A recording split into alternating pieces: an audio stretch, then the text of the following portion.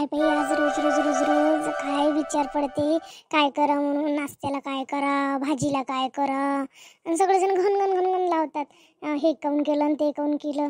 विचारलं तर सांगते नाही काय करू म्हणून. काय करू काही समजून नाही राहिलं, काहीच समजून नाही राहिलं. श्यामजीला विचारलं, श्यामजी काही बोलत नाही. कर म्हणते तुझ्या मतानं. त्या ताईला तर विचारता येत नाही काय करू म्हणून. आम्ही काय तुला रोज रोज विचारतो अशा म्हणते. उलटच उत्तर देते ना. त्यांना तर काही विचारण्यात अर्थच नाही राहिलं. आईला विचारलं तर आई बाई म्हणते तू त्या मतानंच कर म्हणते. काय करू मलाही समजून नाही राहिलं काय करावं. आज कायची भाजी करावं. हा समोर समोर धावू नको ऐक. कर ना स्कूलची तयारी. किती मला तुझ्या मागे धावायला लावतं तू. आता का तू लहान राहिली का नुसतं मला तुझ्या मागं मागं फिरायला लावतं. चाल मी कपडे घालून ते स्कूलला जा तू. हो आई स्कूलची करते ना मी तयारी. बापरे महाराणी तर होती काय बसल्यात दिसून राहिल्या. काय स्वयंपाकाचा नाश्त्याचा काही पत्ता नाही. पोरगी शाळेत चालली तरी डब्बा करून त्याचा विचार नाही वाटते हिचा. असं होय. मस्त महाराणी बसली आहे. झोके झोके घेऊन राहिली झुल्यात. मस्त बसल्या जसं काही नसल्यावानी. आपल्यावर स्वयंपाकाला आपण लगेच करतो. मस्त बसली आहे. म्हणतो चिल्ली नाही तर किती वेळ लावून पोरगी शाळेत जाते ना डब्बा नेईन काय. कोमल कोमल तुला ना ताई काय म्हणत होते. बाबा तुले दोन दोन आवाजच दिले तरी ऐकून आलं हो तुले. कोणता विचारत होती एवढे. मी काय म्हणत होती लवकर लवकर स्वयंपाक कर. पोरगी शाळेत चालली ना तयारी करू राहिली. लवकर 2 पोळ्या टाकून दे तिले डब्यात. कायची भाजी करतात ते देऊन दे. आणि मग वेळ नेऊन का माझ्या पोरीले शाळेत झाले. सुस्त्यावर स्वयंपाक आहे एवढी उशीर करू राहिली काय. कर ना लवकर पोरगी शाळेत जाते ना. बसलीच आहे. मी त्याचाच विचार करू राहिली होती म्हणून माझं लक्ष नव्हतं का बा कशाची भाजी करू नाश्ता कशाचा करू याच्यासाठी मी बसली होती ताई. नाहीतर माझं सगळं झालंय ना. फक्त मला कायची भाजी करू हेच नाही सुचून राहिलं. सांगा ना ताई कायची करू. हिला डब्यात कशाची भाजी देऊ तर सांगा ना तुम्ही. मग मी करते. नाही कोबीची भाजी कर लवकर लवकर. इले टिफिन लवकर करून दे. इकडे भाजी कर लवकर 2 पोळ्या टाकून देईले. लवकर लवकर जाऊ दे पोरीले शाळेत. किती वेळ करतं आता. अर्धा तास राहिला. अर्ध्या तासात जेवढा आहे तेवढं करून घे पोळी भाजी. मी लवकरच करते. इकडे काय भाजी शिजू घालून देते. इकडे 2 पोळ्या करते. तेवढ्या उशिरा तिचं तयारी होईपर्यंत मी मग डब्बा करून देते. काही टेन्शन न घेऊ ताई. मी देतो तिच्या टाइम पर्यंत करून. आणि नाश्त्याला काय करू ताई तुम्ही सांगून द्या आताच. मग मी भाजी पोळी झाली का नाश्त्याला सगळ्यांसाठी करून घेते. उपमा काहीच परिणाम दिसून नाही राहिला. बुढी बोलली का हिच्यासोबत. हे अशी विचारत होती. मला असं वाटते का बुढीचाच विचार करू राहिली असं ते. बुढी काऊन माझ्यासोबत बोलून नाही राहिली म्हणून. मी उपमा नाही करते. त्यांच्या मतान काय ऐकत नाही. त्यांना असं वाटते का जास्त वेळ लागला पाहिजे म्हणून त्यांनी उपमा सांगितलं. जास्त भाजा गिजायला वेळ नाही लागत काय म्हणून तेच सांगितलं. बोस करतो जाऊ दे.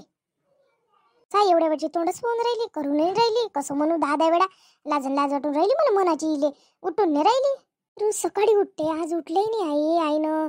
अधिक आज देवपूजाही केली नाही. काय झालं काय माहित आईला. आई आज घुमसून दिसून राहिला माझ्यासोबत. तर सकाळपासून बोलल्या नाही. नाहीतर कोमल कोमल करून किती बोलते माझ्यासोबत. आज काय झालं काय माहित. सकाळपासून मी खूप वेळची आईकडे बघत आहे. आई आई करतेच करते तरी आई एक शब्दही बोलायला तयार नाही. काय झालं काय माहित. एका शब्दाने बोलले नाही ना. तर मला बुद्धीचा नीचा तर कसाच आवाज नाही आला बोलायचा. झाला वाटते आपला प्लॅन सक्सेस. झालं बाई बरं झालं प्लॅन सक्सेस झाला. यायचा तर चांगली फूट पडलीच पाहिजे. मी तर फूट पाडतो यायची. तुला एक गोष्ट सांग का. आमच्या स्कूलला का नाही जादूवाले काका आले. ते अशी मॅजिक पेन्सिल आहे त्यांच्याकडे. मग आपण ती मॅजिक पेन्सिल घेतली. म्हणजे ते असं गुलाबी कलरचे ते स्लेट आहे. आणि त्याच्यावर असं जर केलं तर ती मस्त त्याच्यात आले आकडे उमटते. जादूची पेन्सिल म्हणते त्याला. मला ते घ्यायसाठी आई तू 50 रुपये देजो ना ग. हो देतो. चाल तयारी कर पहिले देतो तुले. मी नाश्त्याला पोहे केले. घे ना आई पोहे. नाही मला भूक नाही आहे. आम्ही नाही खात पोहे घे. का बरं अशा बोलत आहे आई. मला सकाळपासून असं एकटं वाटून राहिलं. तुम्ही सकाळपासून अशाच बोलून राहिला माझ्यासोबत. काय झालं बोलूनच नाही राहिले आतापर्यंत. आता म्हणते नाश्ताही करत नाही म्हणते आई तुम्ही. तुम्हाला शुगरची गोळी घ्यायला लागते ना आई. घे ना. मुलाचं राहिलं आता काय बोलणार आहे मी. ठेवून दे इथं. माझं काही चुकलं असेल तर सांगा ना आई. अशा माझ्यासोबत तुम्ही अशा वागू नका ना. तुम्ही माझ्यासोबत बोलले नाही तुम्हाला करमत नाही. तुमच्याच त्यानं मला करमते. नाही तर दुसरं कोण आहे इथं माझ्यासोबत. तुम्हीच एक चांगले बोलणार आहे.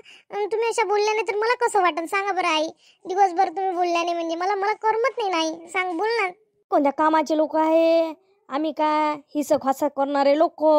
आणि आम्ही कोणाच्या आवडीचं आहे काय. आम्ही बोललो नाही तर कोणाचं काय आवडते. सगळ्याचं बरोबर आहे ना. झालं बस विषय खतम. तुम्ही अशा का म्हणून राहिले हिसक वासक करणारे असं तसं कोण अशा बोलून राहिले. सांगा ना काही तुमच्या मनात असेल तर काही माझ्याविषयी राग बोलून द्या. एकदाच सांगून द्या. मनातून निघून जाते काय तर. नाही जाऊ दे मी खातो जा.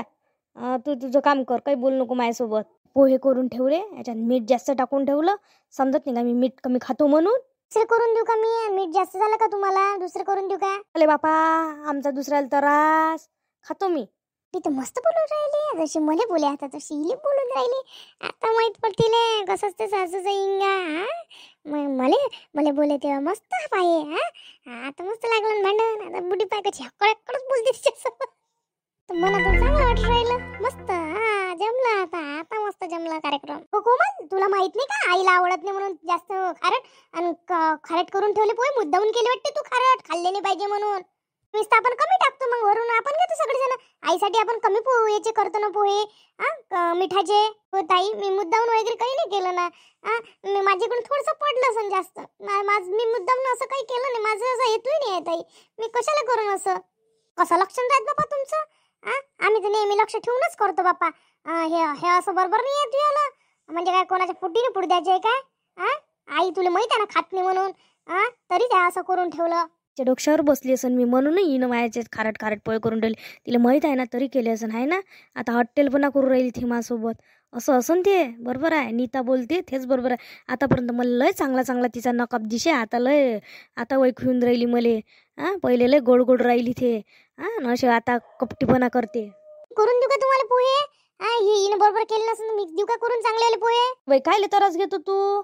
नको करू, मी खातो तसे, काही नाही होत. जराशी साखर द्या आणून मले. साखर नका खाऊ, त्याच्यात तुम्हाला शुगर आहे. तुम्हाला तर काय करण, तुला काय लागते? राहू दे, मी खाईन. खूपच असं बोलून राहिल्या माझ्यासोबत. इतका कोणता राग आला असेल माझ्या आईला? मी आईला चांगल्यासाठी म्हटलं, त्यांची शुगर वाढते आणि त्यांना मी चांगले म्हटलं ते आता वाईट वाटून राहिलं. काय झालं यांना एवढं? खूप एकटं वाटून राहिलं. समजून नाही राहिलं मी काय करू. की कशाही एक चांगली आई बोलत होत्या, त्यांच्यानं मला दिवसभर करमत होतं. आता आई पण अशा बोलून राहिले. काय झालं असेल मला काही समजून नाही राहिलं.